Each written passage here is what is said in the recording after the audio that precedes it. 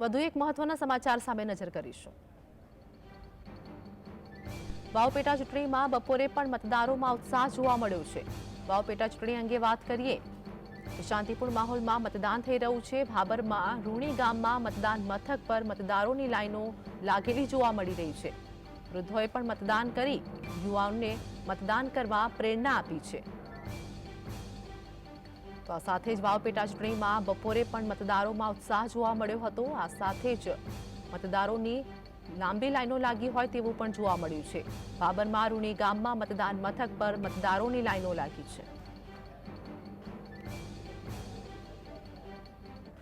આજ મુદ્દે हमारे साथ हमारा सहयोगी कल्पेश हमारे साथ लाइव जुड़े गया है। कल्पेश, वाव विधानसभा चूंटणी अंगे बात करें कि भाबરમાં લાંબી કતારમાં લોકો મતદાન કરવા માટે પહોંચી રહ્યા છે। હાલ કેવો માહોલ, કેવી સુરક્ષા વ્યવસ્થા? ચોક્કસ જણાવજો કે બનાસકાંઠાની વાવ વિધાનસભાની પેટા ચૂંટણીની આજે મતદાન થઈ રહ્યું છે। વહેલી સવારથી જે ગામડામાં મતદાન થઈ રહ્યું છે તે પ્રાથમિક શાળાની અંદર જે ગામડામાંથી દૂર દૂર ખેતરોમાંથી વહેલી સવારથી વહેલા 7 વાગ્યાથી કરી અને અત્યાર સુધી લાંબી લાઈનો લાગી રહી છે। જો ખાસ કરીને વાત કરવામાં આવે તો વાવ તાલુકાનો ધરાદરા ગામ હોય, મોરીખા હોય, બાબર તાલુકાનો રોની ગામ હોય સહિત આ વિસ્તારોની અંદર મોટી મોટી જે મતદારોને છે તે યુવા વર્ગ છે, જે મહિલાઓ છે, 80 વર્ષના જે વૃદ્ધ માતાઓ છે તે પણ વહેલે મતદાન પોતાનો અધિકાર કરવા માટે પહોંચી ગયા છે।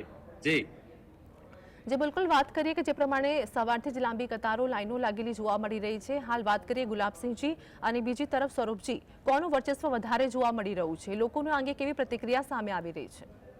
જી ચોક્કસ જણાવજો કે વાવ વિધાનસભાની અંદર ત્રિપાંખીય જંગ છે। એક બાજુ ચૌધરી સમાજમાંથી માવજીભાઈ અપક્ષ લડે છે, જ્યારે કોંગ્રેસમાંથી ગુલાબસિંહ રાજપૂત છે અને ભાજપમાંથી સ્વરૂપજી ઠાકોર છે। ત્યારે મહત્વની વાત કરી શકાય કે આ ત્રિપાંખીય જંગ છે અને ત્રણેય જીતવા માટે પોતાના વિસ્તારમાં એડીચોટીનો જોર પ્રચાર માટે એડીચોટીનો જોર લગાવી ચૂક્યા હતા અને તેને લઈ અને હાલ તો વહેલી સવારથી મતદારોનો મિજાજ જાણવા મળી રહ્યો છે। જી કલ્પેશ, हमारे साथ जोड़ा।